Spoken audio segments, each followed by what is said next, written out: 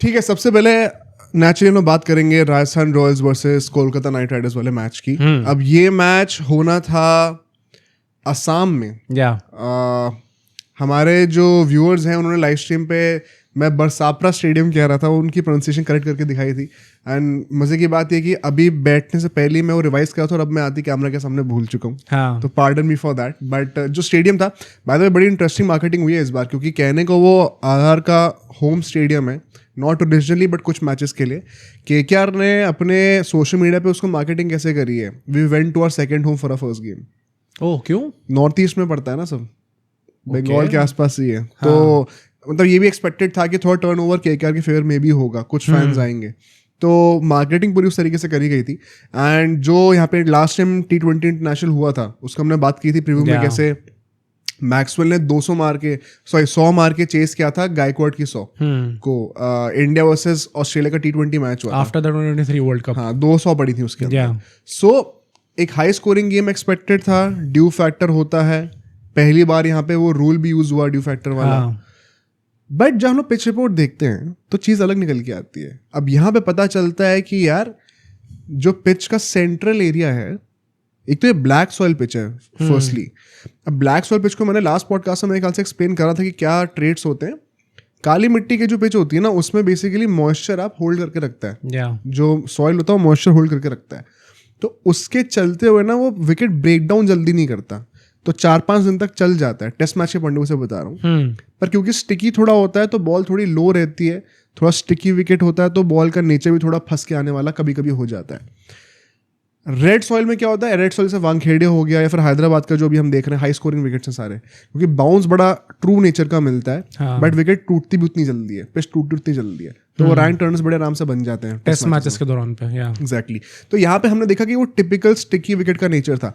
अभी जो गुजरात और पंजाब का मैच हुआ है, जो हाई स्कोरिंग अभी तक का सबसे हाई स्कोरिंग मैच था मेरे ख्याल से, अगर दोनों इनिंग्स को मिला दिया जाए, या फिर शायद वो RRSH का भी हम कह सकते हैं हाई स्कोरिंग था। वही था शायद 570 समथिंग रन्स बने थे। पता नहीं, वो तो चलो ज़्यादा स्टैटिस्टिकल हो जाएगा। बेसिकली उसमें क्या था, इतना हाई स्कोरिंग मैच था बट वही ब्लैक सॉइल पिच थी। तो उसके ऊपर थोड़ा सा घास का कवर डाल रखा था ताकि वो बाउंस को थोड़ा इवन आउट कर दिया जाए। तो पाटा विकेट बन गई थी काफ़ी ज़्यादा। यहाँ पे इतना वो ग्रास का कवर था नहीं, बहुत ड्राई पिच थी एंड वो ब्लैक सॉइल एक्सपोज हो रहा था। तो there was expected to be turn on the pitch, spinners का गेम प्ले होने वाला था यहाँ पे। और भाई ये चीज़ अभी हम लोग नेक्स्ट सेगमेंट में डिस्कस करेंगे, जो क्रिएटर वाली बात हुई केकेआर की। आपने जरा से स्पिन देखी, केकेआर की टीम देखो कहाँ से कहाँ चली गई, मतलब कहाँ से कहाँ चली गई। At the same time I would like for you to explain कि कैसे इस सीजन हमने देखा भाई कैप्टन्स रेगुलरली पिच को या तो गलत रीड कर रहे हैं या फिर मतलब they are showing it off ऐसे कि यार हमारा डिसीजन अपने आप को जस्टिफाई करने के लिए। रहाने यहाँ पे कहते हैं कि it looks like a good wicket to bat on. MI-CSK वाले मैच में हमने देखा था कि ऋतुराज गायकवाड़ कह रहे थे कि बेल्टर ऑफ अ पिच लग रही है उनको, रवि शास्त्री से जब वो बात कर रहे थे।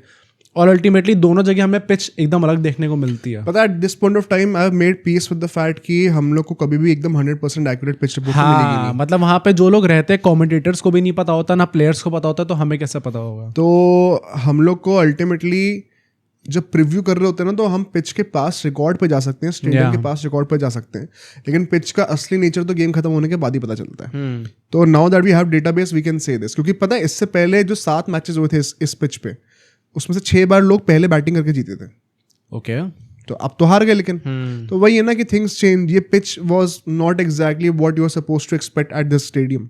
तो वहां पे थोड़ा हमें अलग सीन देखने को मिलता है। अब यहाँ पे देखो क्या होता है, एसेंशियली आज 2-3 चीजें ऐसी हुई हैं जहाँ पे मेरी एनालिसिस बड़ी विंडिकेटेड फील करती है, क्योंकि कमेंट्स में हमें काफी प्यार मिला है लोगों से। एंड आज मैं एक्सप्लेन करूंगा कि मेरा क्या थॉट प्रोसेस था and why is it proving to be right exactly, more particularly with SRH and Rajasthan Royals. इन 2 टीम्स के लिए स्पेसिफिकली बोलना चाहता हूँ। देखो, अगर केकेआर ने टीम निकाली उसमें ज़्यादा चेंजेस थे नहीं, बस नारायण गए हुए थे एंड मोइन अली आए थे। एंड एक बहुत ही सीमलेस चेंज था बिकॉज दोनों ओपनिंग करेंगे एंड दोनों स्पिन डालते हैं। काफी लोगों को उस टाइम पे काफी डाउट था कि भाई नारायण क्यों गए हैं। आई थिंक सिर्फ एक ही मैच की बात ही, वाज जस्ट अनवेल, इसलिए उनको निकाला गया था। जो बंदे हैं उन्होंने बॉलिंग नारायण जैसी ही कर दी है, तो स्टैट्स वही दिखा दी थे एकदम। तो केकेआर से ज़्यादा सरप्राइजेस थे नहीं।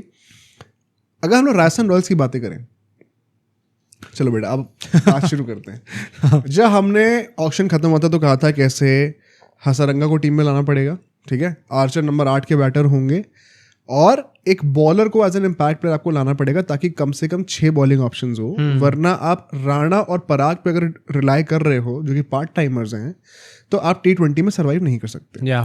तब काफी बैकलैश थी। कई लोगों ने कहा था ये कैसे बोल रहा है कि शुभम दुबे ने 40 रन मारे और वो अगले मैच में बाहर हो जाएगा, ये क्या एनालिसिस है। बट यार अगर आप एक्चुअली में देखोगे तो it prove to be right. Shubham Dube was not suppose to play and कई लोग उस टाइम पे लाइव स्ट्रीम पे भी पूछे थे कि यार ये कैसे हो गया। तो उसका आंसर बड़ा सिंपल है and I hope you guys will agree with me now कि इट्स अ फैक्ट।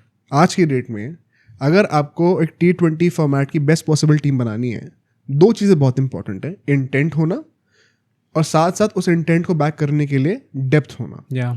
अगर आपको डेप्थ रखनी है तो बैटिंग और बॉलिंग दोनों में होनी चाहिए। ये नहीं कि सिर्फ बैटिंग में आपने जो है 10 बैटर ले लिए टीम में, लेकिन बॉलिंग में सिर्फ 4 ही ऑप्शन हैं। दोनों में इक्वली वेल बैलेंस टीम होनी चाहिए। अब आरआर को इसीलिए उन्होंने ये चीज़ रियलाइज करी। They were having Jofra Archer at number 8, Hasaranga as an allrounder खेले थे, मैं तुम्हें बताया भी था कि वो बीच में बैटिंग ऊपर भी करने आएंगे। एग्जैक्टली वही हुआ। एंड इफ दैट मीन्स कि एक बंदा जिसने पहले मैच में परफॉर्म करा है, Shubham Dube being the case, अगर उसको सैक्रिफाइस करना पड़ भी रहा ना, तो हम टेम्पलेट को ज्यादा ऊपर प्रायोरिटी देंगे as oppose to individual players. I think T20s में तो what you said 6 bowler and 8 batsman, this is bare minimum. 6 bowler जो कि 4 ओवर डाल सकते हैं। मतलब ये हमने चीज रोहित शर्मा को ODIs में बोलते हुए देखी चैंपियंस ट्रॉफी के दौरान कि हम लोग टेम्पलेट चाह रहे थे and I am very happy कि हम लोग सेम पेज पे हैं कि 8 कम से कम बैट्समैन होने चाहिए एंड 6 बॉलर्स ODIs में होने चाहिए। तो T20s में तो दिस इज बेयर मिनिमम। यहाँ से लोग ज्यादा और एक्स्ट्रा ही रख रहे हैं। टीम्स लाइक CSK, MI इन सब के पास और ज्यादा ऑप्शंस अवेलेबल है, even for KKR for that matter, although use नहीं कर रहे उस चीज को फॉर सम रीजन। बट हाँ, मतलब एटलीस्ट इनके पास ये चीज अवेलेबल है। तो RR को despite Shubham Dube being a great batter, कभी भी उनके टैलेंट पे क्वेश्चन हमें भी नहीं था ना, आई थिंक RR की मैनेजमेंट को है, बट टेम्पलेट को उन्हें ऊपर रखना पड़ रहा है। एंड अल्टीमेटली शुभम दुबे को खेलना पड़ता है, वो मजबूरी से खेलना पड़ता है, वरना Shubham Dube was not suppose to play. They were most likely going to bring, given the pitch, एक स्पिनर को लाते, वरना एक पेसर लेकर आकाश मधवाल आराम से टीम में आ जाते। तो हमें आगे जाते हुए भी अगर ये देखेगा तो आप सरप्राइज मत होना। ये मैं अभी से सारे आरा फैंस को एक कॉशन देना चाहता हूँ कि आप एक्सपेक्ट कर सकते हो आगे जाकर। Coming now to the game, ठीक है, हम लोग फर्स्ट इनिंग्स की सीधा बातें करते हैं यहाँ पर। जो पावर प्ले था ना, आई थिंक वहां पे स्टार्ट जो है, अब इन हाइंडसाइट जो पिच थी उसके हिसाब से देखा जाए डिसेंट स्टार्ट, तो डिसेंट स्टार्ट आप कहोगे, क्योंकि 54 फॉर 1 थे 6 ओवर में। अब हम लोग क्या है ना, इतना डिसेंसिटाइज हो चुके हैं 80-90 रन पार में बनते हुए देखने के लिए कि 54 हमें लगता है कि बहुत बड़ा फेलियर है। बट इन हाइंडसाइट हमें कॉन्टेक्स्ट पता है पिच का और गेम का क्या था। तो 54 at the loss of 1 wicket does not seem that bad. हाँ, अभी भी आई वुड से कि ऐसी विकेट्स पे ना, ये भी चीज वंस अगेन हमने इंडिया के मैचेस से देखो, आप सब सीख सकते हो। ये जब रोहित शर्मा कहते हैं कि यार there is a reason why I am batting the way I am batting, कि जब स्टिकी विकेट्स होती हैं, चैंपियंस ट्रॉफी में भी उन्होंने ये चीज कही थी, I strongly agree with that, कि जब विकेट्स फंस रही होती हैं, स्लो विकेट्स होती हैं, तो ऐसे में पावर प्ले खत्म होने के बाद तो वैसे भी रन नहीं आएंगे। तो मुझे पावर प्ले को मैक्सिमाइज करना ही पड़ेगा। आई थिंक आज दोनों ही टीम्स इसमें फेल करी है। KKR मैच जीत गई, लेकिन they also failed in this. They failed in this, but they were always in a comfortable position because they were chasing. तो उनको पता था उन्हें एग्जैक्टली क्या करना है। They could afford to take that time. RR ने 54 रन यहाँ पे जो बनाए सो बनाए। वैभव अरोड़ा को big decision 3 over power play में दिए गए। पहले 2 ओवर थैंकफुली अच्छे थे, उसके चलते उनको तीसरा ओवर दे दिया गया। जब उन्हें तीसरा ओवर दिया गया था, it also was very clear कि आप लोग एसेंशियली हर्षित राणा और स्पेंसर के ओवर्स को सेव अप कर रहे हो मिडिल फेस के लिए, along with the spinners, which means Russell bowling नहीं करेंगे। वो वहीं से क्लियर होना शुरू हो गया था। वैभव अरोड़ा ने स्टार्टिंग में बॉलिंग बहुत अच्छी करके दिखाई है, पिछले मैच से काफी इंप्रूवमेंट था। ऑल्दो आई स्टिल बिलीव, जो अगर हम थ्रू आउट द 4 ओवर्स की बातें करें, एवरी नाउ एंड देन एक वो लूज बॉल आ रही थी हर जगह जहां पे वो स्लॉट पे डिलीवर होगी और उस पे बाउंड्री या 6 आ जाएगा। आई थिंक बस अगर वो एक चीज सही हो जाएगी ना, तो KKR की ओपनिंग बॉलिंग में वो काफी ज्यादा मदद कर सकते हैं। ऑल्दो पावर प्ले में ही किसी बॉलर के 3 ओवर डलवा देना, मतलब we have seen this before, but do you think ये कैप्टेंसी मास्टर क्लास है या फिर he was left with no choice? ये तो बहुत बार होता है। ये बहुत बार होता है। ये कोई मास्टर क्लास या फिर कोई डिजास्टर क्लास नहीं है। ये एक कॉमन यूज टैक्टिक है जो कि टाइम टू टाइम यूज होता रहता है।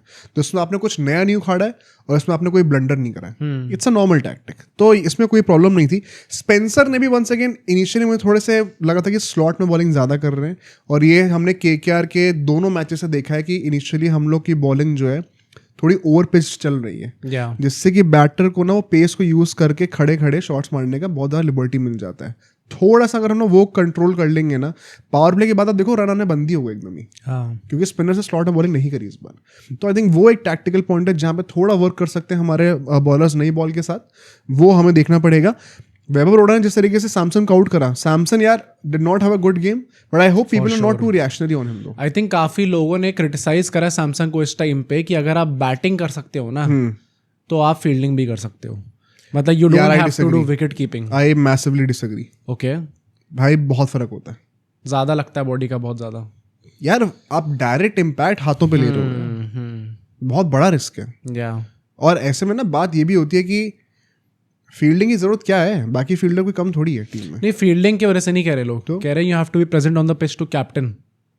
अच्छा, इसलिए मतलब क्योंकि रियान पराग का, that's a fair call, but I think थोड़ा सा अभी हम लोग हार्श हो रहे हैं सैमसन के ऊपर। मतलब हाथ पे ही थंब इंजरी उनको हो रखी है, इसलिए ज्यादा प्रॉब्लमेटिक है। क्योंकि यार पता, आप ये सोचो ना, अभी वो रिकवरी स्टेज पर है, he ideally should not even be batting, वो तो आप राजस्थान रॉयल्स के लिए कर रहे हो।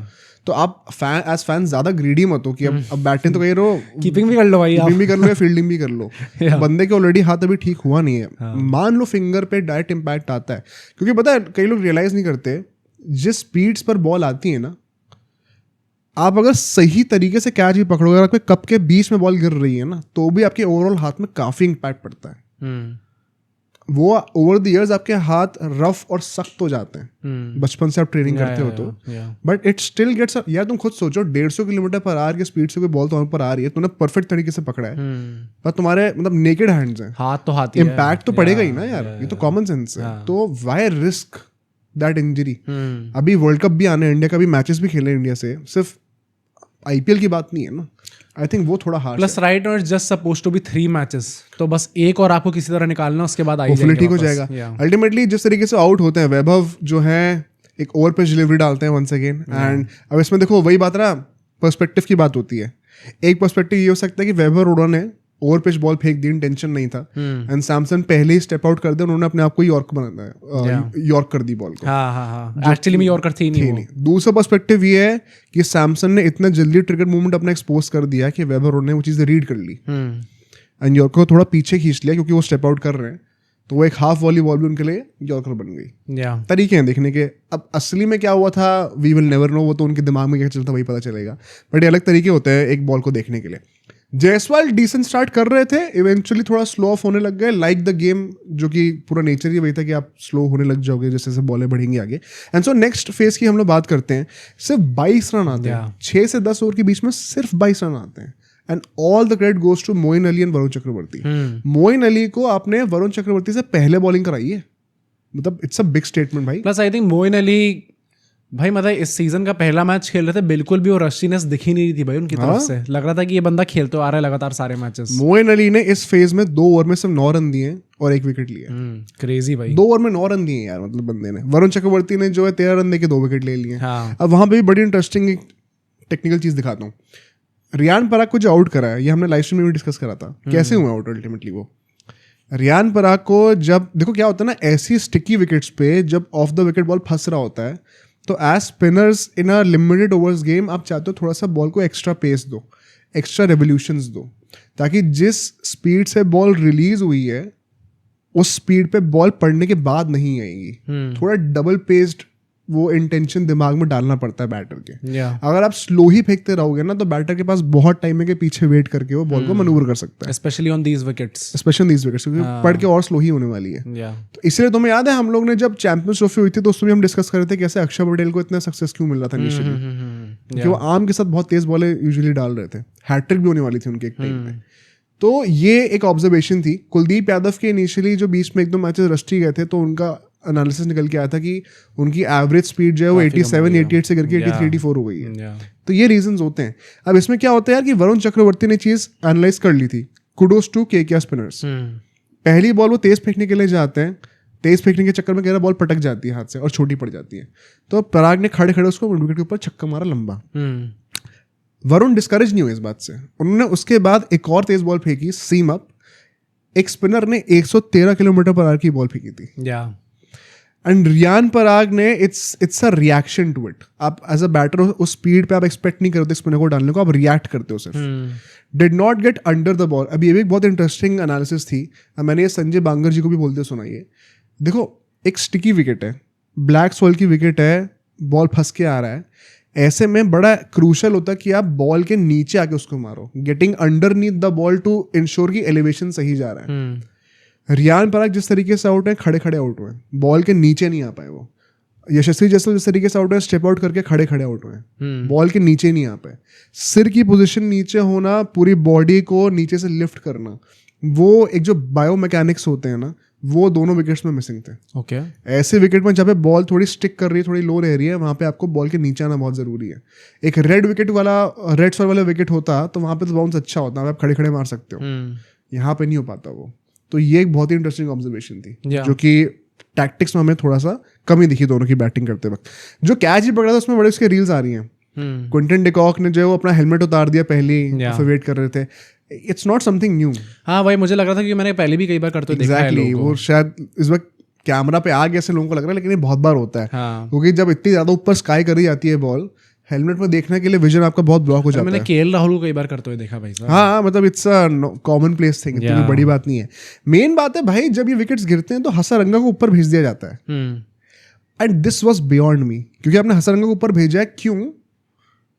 क्योंकि अभी 2 स्पिनर्स हैं जिनकी बॉल पड़ के बाहर निकल रही है लिफ्टी के लिए, तो आप एक राइट हैंडर को ऊपर भेजना चाहते हो. आप क्या सोच रहे हो एग्जैक्टली? पर मुझे लगता है राइट हैंड लेफ्ट हैंड चलो एक हद तक मुझे समझ में आता है, बट जैसे अभी हम लोग हेटमायर की बात करेंगे भाई, आई थिंक ये कुछ ज़्यादा ही महत्व नहीं देने लग जाते इन सब चीज़ों को. नहीं तो वो विक्रम राठौर जी ने कहा है ना, जिनके बैटिंग कोच है, उन्होंने कहा था ये. क्या?